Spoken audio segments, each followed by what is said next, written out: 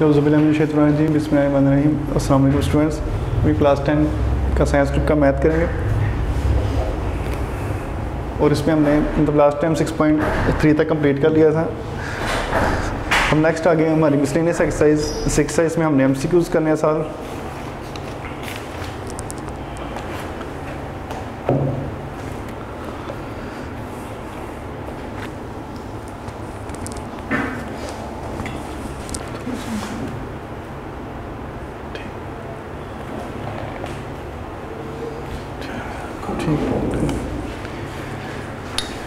तो ये हमारी मिसलेनियस एक्सरसाइज नंबर 6।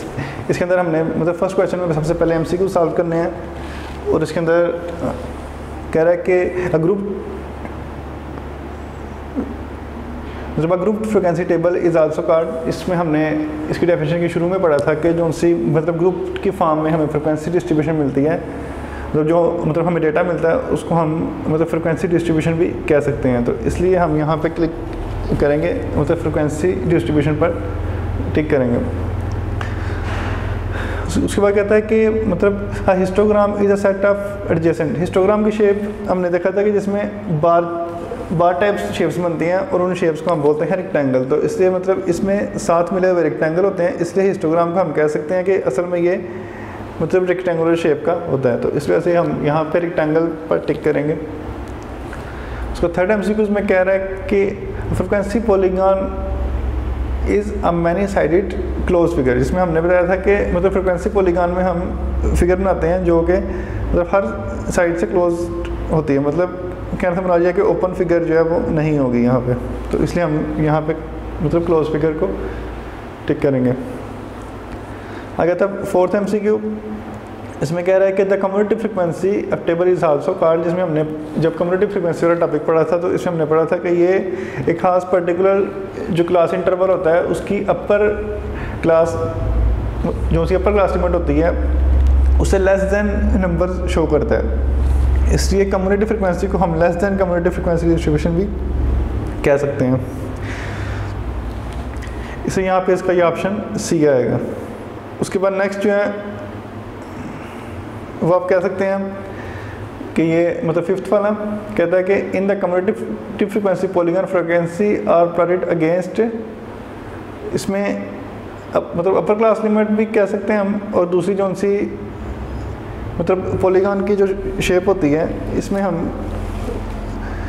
जो है मतलब पहले कम्युलेटिव फ्रीक्वेंसी फाइंड करते हैं, उसके बाद नेक्स्ट जब उसको सॉल्व करके हम लिखते हैं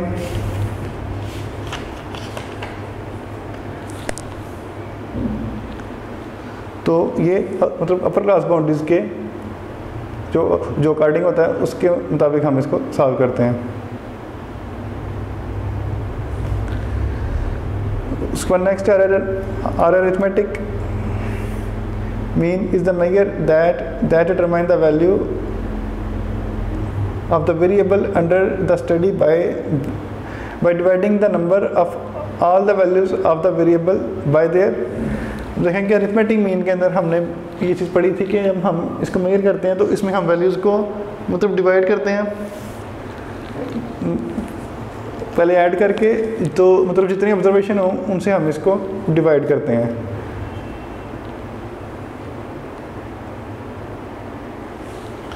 तो यहाँ पे आएगा मतलब number of observation bye their number. For example अगर 5 ऑब्जर्वेशन है तो हम पहले उन 5 को ऐड करेंगे फिर उसी नंबर से उसको डिवाइड कर देंगे। कह रहा है कि the deviation is defined as the difference of any value of the variable from constant. मतलब कांस्टेंट से मुराद है कि कोई भी इसकी वैल्यू जो है वो आ सकती है बीच में। इस तरह हम कांस्टेंट लेते थे मीन को, तो जब हम डेविएशन फाइंड करते थे उसमें हम मीन में से देखते थे कि मतलब इसमें वैल्यू में कितना चेंज आ रहा है। उसका कहता है कि the data in the form of frequency distribution is called group data. ये हमने पहले शुरू में ग्रुप डेटा की जब डेफिनेशन पढ़ी थी तब हमने किया था। उसका कहता है कि the mean of a variable with the similar observation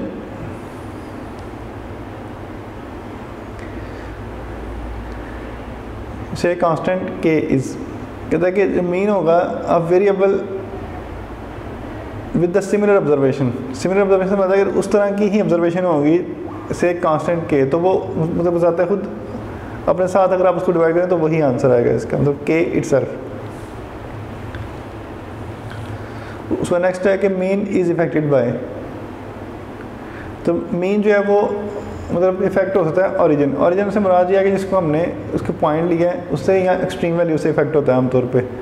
तो मतलब ओरिजिन से मुराद कि आप जहाँ से स्टार्टिंग कर रहे हैं उसकी। अगर कहता है कि mean is affected by change in the scale, तो स्केल से मुराद कि जो हम उसको मेजर करते हैं मतलब जिस स्केल के मुताबिक, या फिर उसकी वैल्यूज या रेंज या एक्सट्रीम वैल्यूज़, इन सब से वो इफेक्ट होता है। लेकिन यहाँ पे सिर्फ स्केल का ऑप्शन है इसलिए हम इसको स्केल पे लगाएंगे। उसका कह रहा है कि the sum of the deviation of the variable X from its mean is always zero, जो कि सम होता है डेविएशंस का। जब हम इसको ऐड करते हैं तो मीन से, जिस तरह फॉर एग्जाम्पल हम डी निकालते हैं, जो डी होता था एक्स माइनस ए, तो जब हम डी को अगर सम करें तो उसका आंसर जो है वो ज़ीरो आता है। जैसा कि यहाँ पे बुक में अगर हम इनको आपस में अगर हम प्लस करें तो इसका आंसर जो है वो ज़ीरो आता है। ये मतलब डेविएशन वाला कॉलम होता है।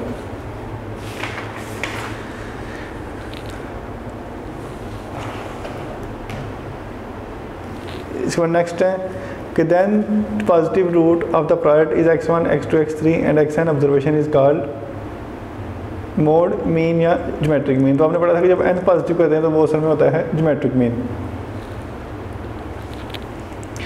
इसके बाद नेक्स्ट है कि the value obtained by reciprocating the mean of the reciprocal is called, इसमें हमने मतलब हार्मोनिक मीन की डेफिनेशन पढ़ी थी कि उसमें हम इसकी रेसिप्रोकल का मीन लेते हैं, तो वो इसका होगा harmonic mean.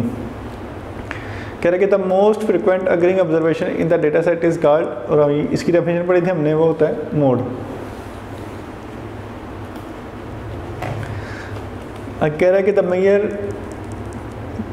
Major which determine the middle most observation of the data set, और जो हमने पढ़ा था कि मतलब ऐसी ऑब्जर्वेशन जो कि बिल्कुल सेंटर में हो, जिसके मतलब लेफ्ट साइड पे भी मतलब 50% डेटा और राइट साइड पे भी मतलब जो कि डेटा सेट को दो बराबर हिस्सों में तकसीम करते हैं, उसको हम बोलते हैं मीडियन। तो इसका ये आएगा median.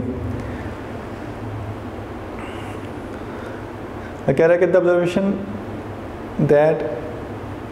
That divide a data set into the 4 equal parts जब इस कॉल्ड, हमने इसके बारे में पढ़ा था क्वार्टाइल्स के अंदर, क्योंकि मतलब क्वार्टर का मतलब होता है 4, तो क्वार्टाइल जो 4 इक्वल पार्ट्स में डिवाइड करने के बाद आता है, तो ये मतलब इक्वल होता है मतलब क्वार्टाइल्स के। उसके बाद कहता है कि द स्प्रेड और scatterness observation in the data set is called dispersion. Dispersion का मतलब होता है फैलाव, और ये इसके बारे में हमने लास्ट लेक्चर में पढ़ा था जो 6.3 का लेक्चर था। कह रहा है कि the measure that are use to determine the degree of extent. Extent से मुराद के मतलब डेटा कितना फैला या वेरिएशन है उसमें चेंज कितना आ रहा है। In the set are called the measure of dispersion. Dispersion का मतलब भी फैलाव होता है। कह रहा है कि the extent of variation between the 2 extreme observation of the data set is the measure by it's. कह रहा है कि जो एक्सटेंट ऑफ वेरिएशन है 2 एक्सट्रीम वैल्यू, जब एक्सट्रीम वैल्यूज़ में से हम जब मैक्सिमम वैल्यू में से मिनिमम वैल्यू को माइनस करते हैं तो जो आंसर होता है वो होता है उसका रेंज।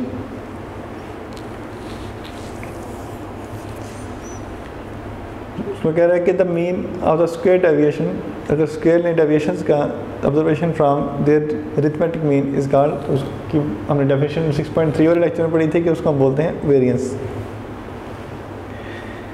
कह रहा है कि the positive square root of the mean of the square deviation, मतलब अगर वेरिएंस का पॉजिटिव स्क्वायर रूट लें observation from their arithmetic mean, तो ये भी हमने 6.3 के स्टार्ट में से पहले पढ़ा था कि अगर वेरिएंस का हम पॉजिटिव स्क्वायर रूट ले लें तो उसका आंसर जो है वो उसमें स्टैंडर्ड डेविएशन होता है। इसलिए ये सी पे क्लिक करेंगे, स्टैंडर्ड डेविएशन।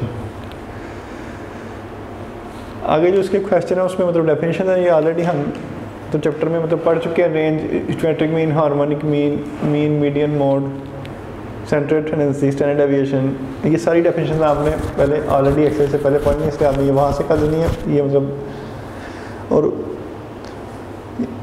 और इनमें से कोई ना कोई एक डेफिनेशन आपको आ सकती है पेपर में, इसलिए आप इसको केयरफुली याद कीजिएगा। और यहाँ पे हमारा चैप्टर नंबर 6 जो है वो कंप्लीट हो चुका है।